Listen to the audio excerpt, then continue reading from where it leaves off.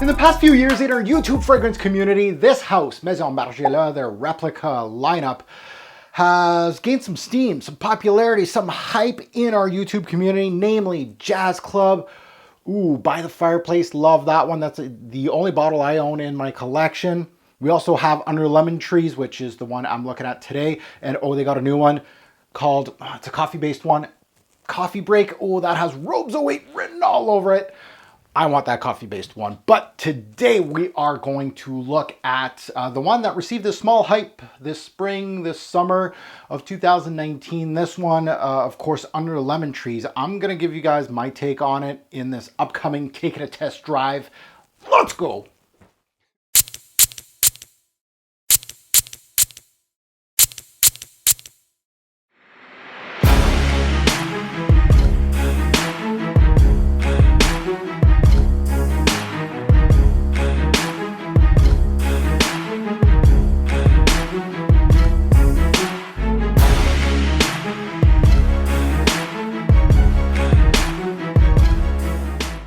Fragrance family, welcome to Take It a Test Drive. This is where I test drive a scent prior to purchasing or forgetting about it.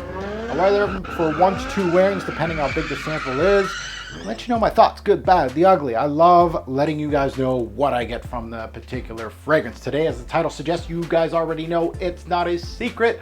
Taking a test drive of the fragrance Under Lemon Trees by Maison Margiela from the Replica series. This fragrance lineup has been gaining some steam in our YouTube fragrance community for some good reason. I love By the Fireplace. I need to get that coffee one, but today we're gonna go with the freshie here. So let's go under the hood with this one. Let's take a look at some stats on this one. Release date was 2018. Concentration, this is an eau de toilette. Major notes to my nose, petit grain, mate, and white musk. So this is going to be already with the note breakdown and the notes that the major notes to my nose, this has spring written all over it. So let's get into what I get from this. So this is my scent of the day today. I almost drained this thing. I think I have another little spray. So I'm gonna remind me of the opening. I actually have the dry down. I'm gonna give you guys a spray. I'm gonna have the dry down on my shirt here, but let's see if I can remind me of this opening. Might as well drain the sample. Give you guys some. So the opening of this scent, you know what? Good and some bad here.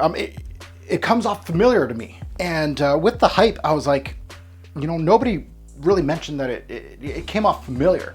To me, it really does. It really reminds me of a fragrance that is called Kenzo Power Cologne, discontinued. It was super cheap back in the day when I got it.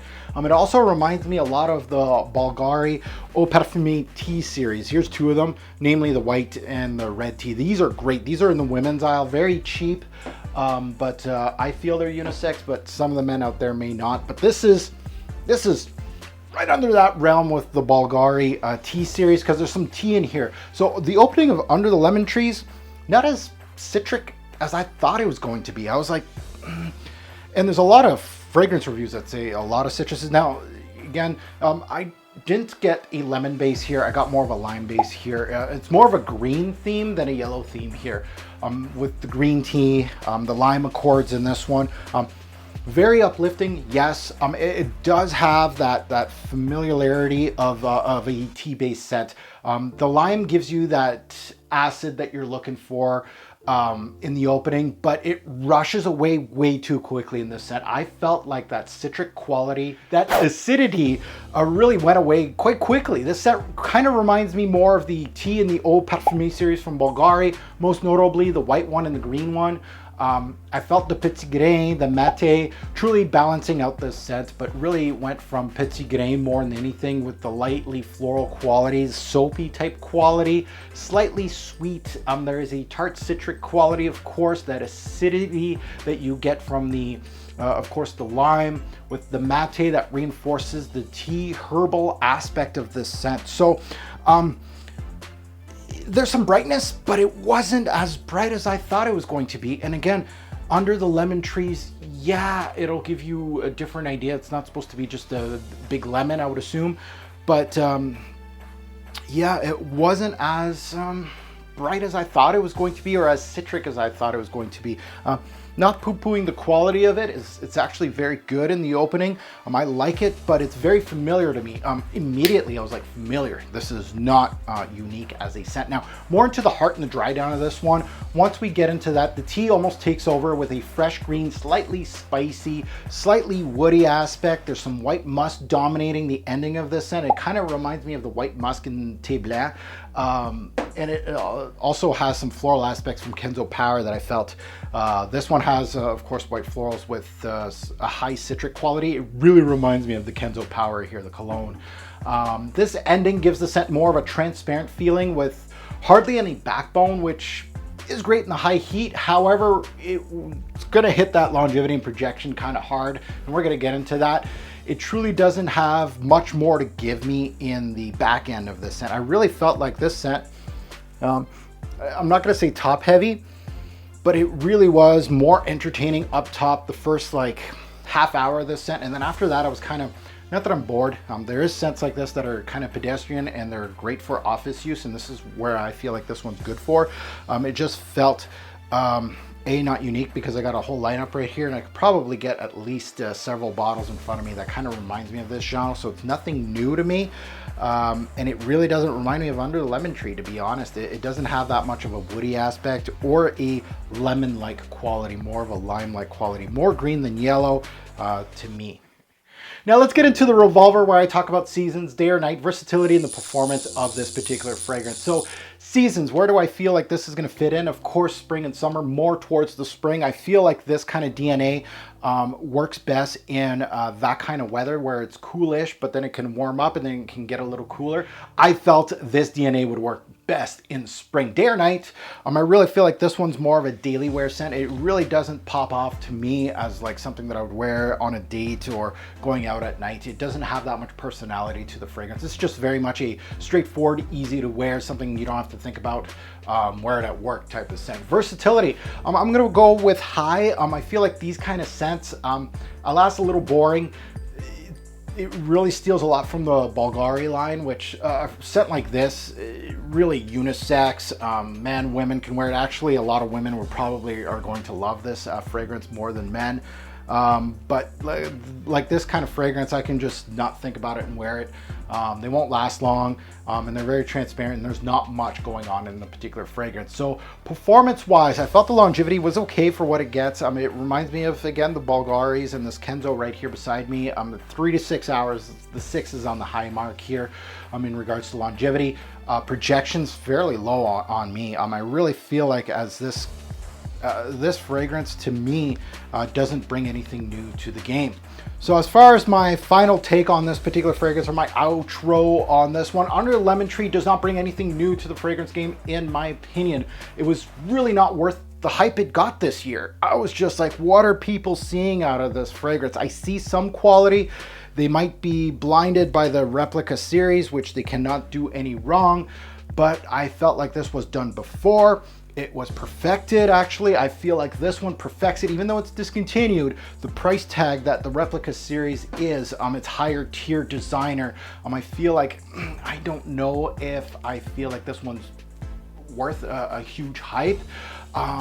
And it has, again, good things about it. It has a clean, relaxing, inoffensive way to it.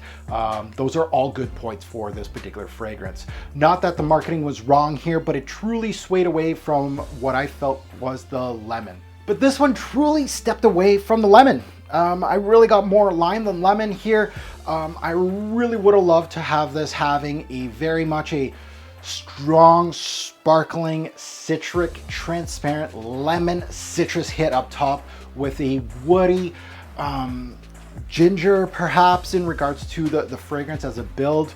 I really feel like, again, that's been done before, Diodum Cologne and Diodum Sport, but I really feel like overall it is a good scent. But nothing groundbreaking here. If you like this and never heard of this Bulgari series, good. I brought you on to something else, and these are fairly cheap, much cheaper. I think you get those things at discounters for like 30, 40 bucks. This one was 30 bucks, but again, very hard to find now. But you should really check out the Bulgari tea series. They got a black one, which is beautiful. The green one is the top seller, Jean-Claude Elena, by the way. I'm going to throw his name in this video. Why not? But do check them out. So a solid release, kind of boring. Nothing new here. I don't think it's worth the hype. Now that coffee one, I need a sample of that, right? Now, if I want to give this one a score currently, I'm going to give this one a 7 out of 10. There are some good things about it. If I didn't know about Bulgari, I didn't know about Kenzo, maybe, but I don't think it's an 8, 9, 10 type of fragrance. I really think like the 7 out of 10. There are some good things, some redeeming qualities out of this scent. I kind of like this overall picture. It's a good one, but I don't think it matches the marketing they gave us, to me personally. So, an all right release from Margiela. Now, I would love to hear your comments below. I know I'm going to get maybe grilled a little bit with these hype train type of fragrances. Some people are going to defend it to bits. Again, it's all up to my nose. I'm not putting you in a headlock and telling you, no, don't buy it. But I'd love to hear your take, good, bad, and the ugly, about this particular fragrance. Do you feel the same way as I do? Give us what you guys think about in the comments below. Certainly appreciate it. If you enjoyed this content, you know what to do. Hit that like, hit subscribe. Why don't you hit the bell, be part of my notification gang. If you haven't checked me out, I'm on Twitter, Instagram, and Facebook under my YouTube channel name, Robes08. Go check me out on all my social media. I do also have a Facebook group for fragrance heads like yourselves. It's called Fragrance Guru Nation. We're up to 16,600. We're going up to 700 soon. And we all talk about fragrances, new releases, fragrance reviewers, stuff like that. So keep it tuned in. If you got a Facebook account, what are you doing? Go on FGN, baby.